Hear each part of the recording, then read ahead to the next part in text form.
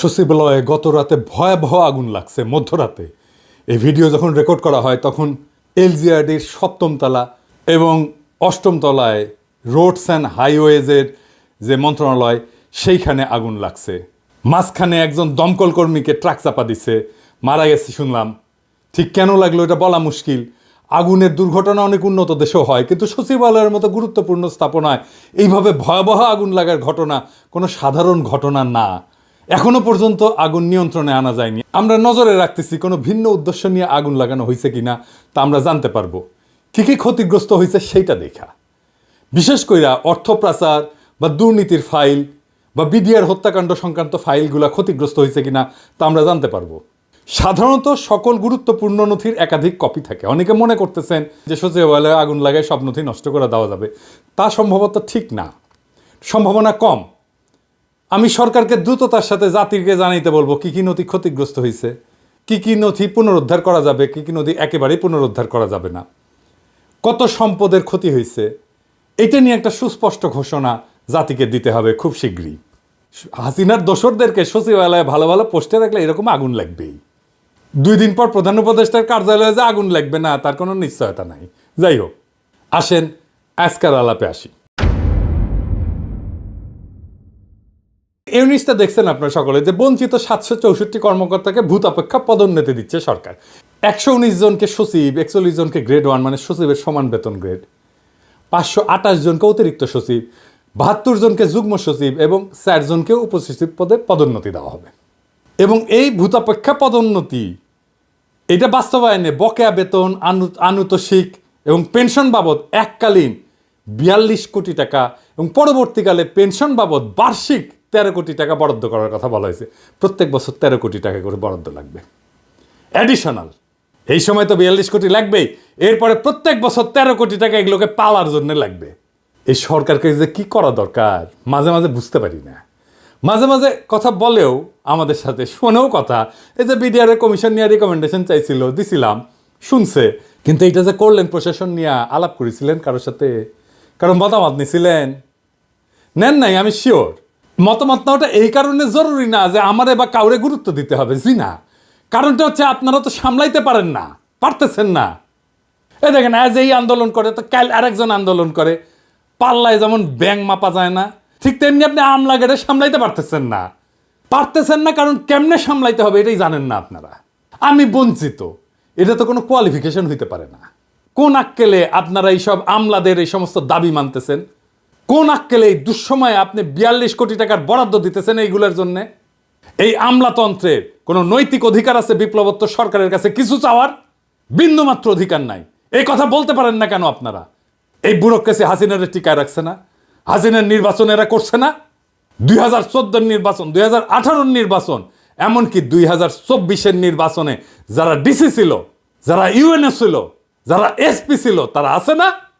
পুরা ব্যুরোক্রেসিরা পাশায় লাথি দিয়ে বের করে দিলে কি সমস্যা হইতো? কিছু হইতো না। আওয়ামী লীগের আন্দোলনে জনতার মঞ্চ কইরা মহিউদ্দিন খান আলমগীরের নেতৃত্বে নামে আসছিল না আমলারা, করেছিল না জনতার মঞ্চ। কামটা ভালো হয়েছিল না খারাপ হয়েছিল সেটা ভিন্ন আলাপ, কিন্তু নাম ছিল তো আওয়ামী লীগের লোকেরা। এই যে আমলারা বঞ্চিত বঞ্চিত করিচ্ছে, এর নাম ছিল বঞ্চিত। গল্প নিয়ে আসিছেন এখন, তাই না? সেজন্য আপনাদের কম্পেনসেট করতে হবে। ভালো আবদার তো। এই হাসিনার আমলে গুম হয়েছে কতজন, জেলে পড়ছে কতজন, আয়না ঘরে ছিল কতজন, পঙ্গু হয়েছে কতজন, বাড়িঘর গেছে কতজনের, সম্পদ গেছে কতজনের, জীবন গেছে কতজনের, দেশ ছাড়া হয়েছে কতজন আমার মতো। কারে কম্পেনসেট করছেন? এদের কম্পেনসেশন কে করবে? কোন আক্কেলে কম্পেনসেশন চাইতেছেন আপনারা? আর কোন আক্কেলে প্রফেসর ইউনূসের সরকার দিতেছে এই টাকা? শহীদ পরিবারকে প্রতিশ্রুত 30 লাখ টাকা দিতে পারে নাই, আহতদের সুচিকিৎসা করতে পারে নাই, পুনর্বাসন তো দূরের কথা। আর এই আমলাদের টাকা দিতেছেন 42 কোটি টাকা। টাকা কি খোলাম কুচি? এই আমলার আবার নিতেছে হ্যাংলার মতো। লজ্জাও লাগে না আপনাকে? চিনেছেন সারা জীবন ঘুষের টাকা গোনা, আর লোভ ছাড়া তো কোনো বৈশিষ্ট্য নাই রে ভাই আপনাদের।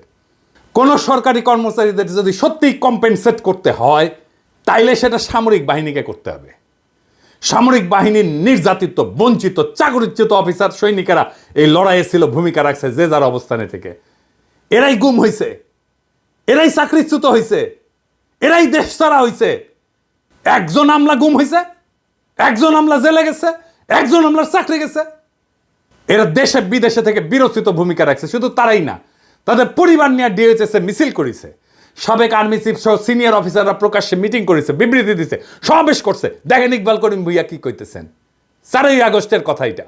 দেশের নীতি নির্ধারকরা যদি বিবেক বুদ্ধি ও হৃদয়হীন হয়ে না পড়তেন, তাহলে গত কয়েক সপ্তাহে বাংলাদেশের ইতিহাসের সবচেয়ে বড়, করুণ ও মর্মান্তিক এই হত্যাকাণ্ড সমূহের ঘটনাগুলো ঘটত না। সুস্থ মস্তিষ্কের কোনো বিবেকবান মানুষের পক্ষে দেশে এমন একটা যুদ্ধ পরিস্থিতি মেনে নেওয়া সম্ভব না। আমরা নিজেরা নিজেদের সাথে যুদ্ধ করতে পারি না। আমাদের দেশটাকে, এই প্রিয় রাজধানী ঢাকা ও জেলা শহরগুলোকে যুদ্ধক্ষেত্রে পরিণত করতে দিতে পারি না। তাই আজ এখানে দাঁড়িয়ে ব্যর্থহীন ভাষায় বলছি, ইনশাল্লাহ তা আমরা করতে দেব না। সকল শ্রেণী ও পেশার মানুষকে সাথে নিয়ে ঐক্যবদ্ধভাবে শান্তি প্রচেষ্টায় সচেষ্ট থাকবে। এই জনপ্রিয় সাবেক সেনা প্রধানকে আমাদের সবার কৃতজ্ঞতা জানানো উচিত। উনি সাহসের সাথে দাঁড়ানোর জন্য এই পরদিন সেনাবাহিনীর জুনিয়র অফিসার আর সৈনিকেরা ছাত্র জনতার উপরে গুলি চালাইতে অস্বীকার করে। পরদিন যদি গুলি চলতো, জেনারেল ইকবাল করিম ভুইয়া কয়েকজন সিনিয়র অফিসারদের নিয়ে আর্মি কনভয়ের সামনে দাঁড়াইতেন। এই পরিকল্পনা ওনাদের ছিল। আমি 4 তারিখ রাতে এটা জানাইছিলাম প্রফেসর ইউনুসকে, যে স্যার কালকে আর্মি গুলি চালাইতে পারবে না, জেনারেল ভুইয়া সর্বশক্তি দিয়ে ঠেকাই দিবেন। এটা প্রফেসর ইউনুস জানতেন। অথচ এই বীরকে আমরা সামান্যতম সম্মান জানাইলাম না। সামরিক বাহিনীর অফিসার যারা বঞ্চিত হয়েছে, নির্যাতিত হয়েছে, নিপীড়িত হয়েছে, তাদের কাউকে অ্যাকনলেজ করলাম না, কাউরে না। প্রফেসর ইউনুসের টাইম হয় সোহেল তাজরের ডাইকা কথা বলার, টাইম হয় না জেনারেল ইকবাল করিম ভুইয়াকে ডাইকা ওনারা ধন্যবাদ দেওয়ার, টাইম হয় না। টাইম হয় না বিডিআর বিদ্রোহে যে সমস্ত সেনা অফিসারদের প্রতিবাদ করার জন্য চাকরি গেছিল তাদেরকে ডাইকায় না কথা বলার। ইকবাল করিম ভুইয়ার সার্ভিস, ওনার ইমেজকে, ওনার সামর্থ্যকে দেশের কাজে লাগানোর কথা মনে হয় না। ইকবাল করিম ভুইয়া আপনার পাশে দাঁড়াইলে ওয়াকার সাহেবের ইন্ডিয়ান ফরেন সেক্রেটারি শিডিউল ছাড়া মিটিং করতে পারতো না। মুজিব বলছিল না যে তিনি আমার কথা রাখলেন না, তিনি রাখলেন ভুট্টো সাহেবের কথা। আপনার আশেপাশে তো সব ভুট্টো সাহেবদের বসায় রাখছেন প্রফেসর ইউনুস। কার কেমন দক্ষতা দেখতেছেন তো, আপনি দেখতেছেন তো, জাতীয় দেখতেছে। কাদেরকে নিয়ে এসে বসাইছেন? না আছে রাজনৈতিক ক্ষমতা, না আছে পাবলিককে মোবিলাইজ করার ক্ষমতা, না আছে লিডারশিপ স্কিল, না বলতে পারে কথা, না আছে জনপ্রিয়তা, না আছে মেধা, না আছে রাষ্ট্র চালানোর জন্য ন্যূনতম যোগ্যতা এবং দক্ষতা। তাও এগুলোর আশেপাশে রাখিছেন কেন? এই আমলাগুলোর একদিন দাবরানি দিলে দ্বিতীয় দিন দাবি দেওয়া নিয়ে আসতো না। কিন্তু দাবরানি দেওয়ার সেই মানুষটা নাই আপনার পাশে। কি কইয়া দাবরানি দিতে হবে সেটাও জানেন না। ওদের এই আর্গুমেন্ট দেওয়ার কেউ নাই যে বলবে তোমাদের বিন্দুমাত্র নৈতিক অধিকার নাই বঞ্চিত বলে দাবি করে নিজের বৈষয়িক লোভকে চরিতার্থ করার। কিছুই করো নাই তোমরা, করছো তোমরা এই রেজিমকে হটাইতে কিছুই করো নাই। এটা খড়ের টুকরা ভেঙ্গে 2 ভাগ করো নাই। তাও তোমাদের জন্য জনগণের 42 কোটি টাকা খরচা হবে। এটা কে বলবে? যাদের ডাইকায় না আপনি প্রশাসন সাজাইছেন তারাই তো বলবে, নাকি আমরা কয়া দিব? আর রাষ্ট্রীয় সম্পদে 42 কোটি টাকা তো আপনার বাপের জমিদারির টাকা না রে ভাই, যেভাবে বিলাইবেন। মুক্তিযুদ্ধের পরে ঠিক একই জিনিস হয়েছিল, কে কিভাবে কোনটা দখল করবে তার প্রতিযোগিতা। ফলাফল তো আমরা দেখেছি, তাই না? এরকম একটা ল্যাংরা খোড়া রাষ্ট্র পাইছি। এইরকম একটা বিপ্লব হইলে এত মানুষ রক্ত দিল, এত ছাত্র রক্ত দিল। আপনি নিজেই বলছেন ছাত্ররা আপনাদের ক্ষমতায় বসেছে। কি করতেছেন তাইলে? হাসিনা শাসনের বেনিফিশিয়ারিরা কে কিভাবে কোথায় জায়গা করে নেওয়ার চেষ্টা করতেছে আমরা দেখতেছি, সব দেখতেছি। হাসিনা সরকারের বেনিফিশিয়ারিদের সাবধান করে দিয়ে বলতে চাই, করে কমে খাইতেছেন এমনি খান। রাষ্ট্রের রিসোর্স, রাষ্ট্রের গুরুত্বপূর্ণ ব্যক্তিদের আশেপাশে যাইবেন না, কোনো আলগা সুবিধা নেওয়ার চেষ্টা করবেন না।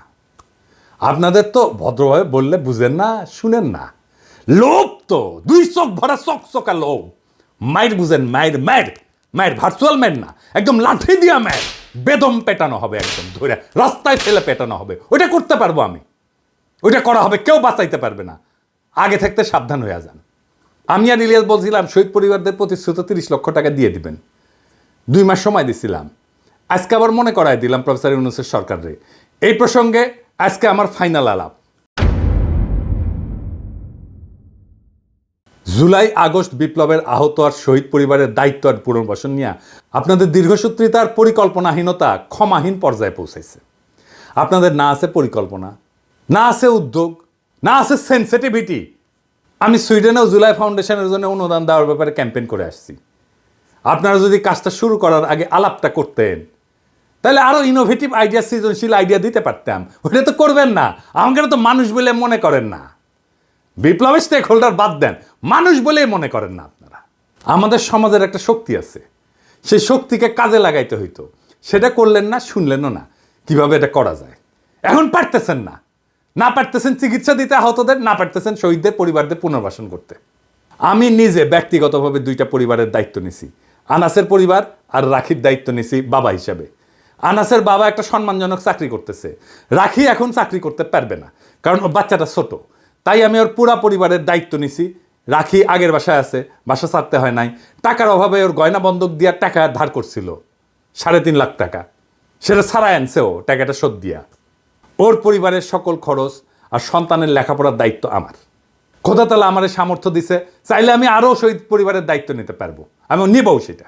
রাখির জীবন যেন নিশ্চিন্ত আর নির্বিঘ্নে কাটে, তার জন্য সব কিছু করবো, যা যা করার দরকার করবো, যার যার দায়িত্ব নেব, প্রত্যেকটা পরিবারের আমি সব কিছু করবো। রাখির সাথে কথা হইলে দেখেন সে কত নিশ্চিন্ত থাকে, নির্বিঘ্ন থাকে। ইদানিং আমার মতো 1 লাখ পিনাকি আছে, আরো বেশি আছে বাংলাদেশে আছে, যারা রাখিদের আনাজদের পরিবারের দায়িত্ব নিতে চায়, আন্তরিকভাবে চায় এবং নেবেও তারা। তাদের শক্তিকে কাজে লাগাইতে পারতেন।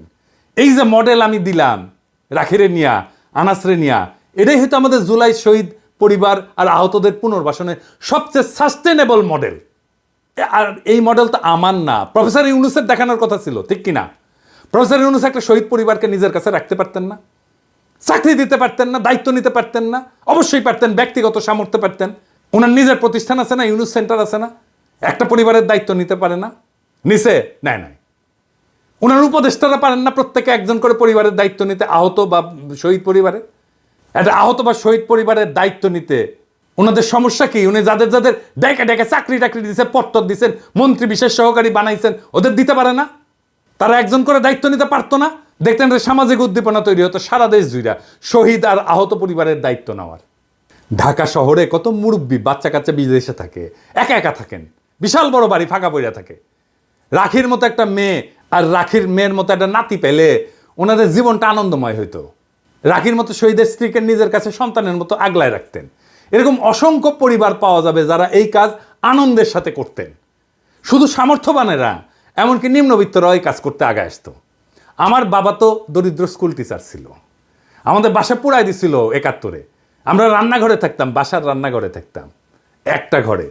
সেই বাসাতেও একটা বিহারি পরিবারকে আশ্রয় দিছিলেন বাবা, আমাদের সাথেই থাকতো। পরিবারের শেষ সদস্য একটা মেয়ে ছিল, আমি দিদি বলে ডাকতাম। উনি জীবনের শেষ দিন পর্যন্ত আমাদের বাসাতেই ছিলেন এবং আমাদের বাসাতেই শেষ নিঃশ্বাস ত্যাগ করছেন। আমিও তারে বড় বোনের মতোই দেখতাম, উনিও আমার ছোট ভাইয়ের মতোই স্নেহ করতেন। মির্জা ফখরুলের বাসায় শুধু ওবায়দুল কাদের থাকবে কেন? একটা শহীদ পরিবার আশ্রয় নিতে পারে না? যে মির্জা ফখরুলের বাসায় তো আছে না ওবায়দুল কাদের, পালাবো না? দরকার হলে মির্জা ফখরুলের বাসায় গিয়ে থাকবো। কি থাকতে দেবেন? ঠাকুর গায়েটা বাড়ি আছে না, এই যে দেখেন। পালাবো না, কোথায় পালাবো না, প্রয়োজনে ফখরুল সাহেবের বাসায় গিয়ে উঠবো। কি জায়গা দেবেন? না হলে ঠাকুর গায়ের বাড়ি আছে না, ওই বাড়িতে গিয়ে উঠবো। নির্বাচন করে তো মাথা খারাপ করে দিতেছেন সবার। তো দায়িত্বটা কি নিছেন বলেন? দায়িত্ব কি নিছেন? সব দলের এমপি ইলেকশনের নমিনেশন যারা নেবেন তাদের দেখাইতে হবে কোন শহীদ আহত পরিবারের দায়িত্ব নিছেন। দল থেকে না কি দিচ্ছেন সেটা না, আমরা জানতে চাই আপনি নিজে কি করছেন, নিজে ব্যক্তিগতভাবে কি করছেন, আপনার বাসায় আছে কিনা।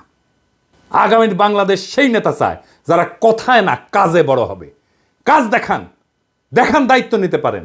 এটা শহীদ পরিবারের দায়িত্ব নেওয়ার হ্যাডম নাই, দেশের দায়িত্ব নেবেন। হ্যাঁ, খারান হাইচানি আর কেউ আমার ধরেন, আগে দেখান আপনারা পারেন দায়িত্ব নিতে, তারপরে ভোট চাইতে আসেন। আর মনে রেখেন, আগামীর বাংলাদেশ চালানো আপনাদের জন্য কেক ওয়াক হবে না, মাখনের মধ্যে দিয়ে হাঁটার মতো হবে না, পিকনিক হবে না। সংসদের বাইরে, রাজনৈতিক দলগুলোর বাইরে, মেরুদণ্ডহীন বুদ্ধিজীবীদের বাইরে, সুশীল সমাজের বাইরে অসুশীল ভয়েস থাকবে পিনাকি আর ইলিয়াসের মতো। এবং আমরা আপনাদের সব সময় দাবরানির উপরে রাখবো, এইটা মনে রেখেন। জনগণের কণ্ঠস্বর হিসাবে যেন সিধা রাস্তায় চলেন, সিরাতুল মুস্তাকিম। ইনকিলাব জিন্দাবাদ।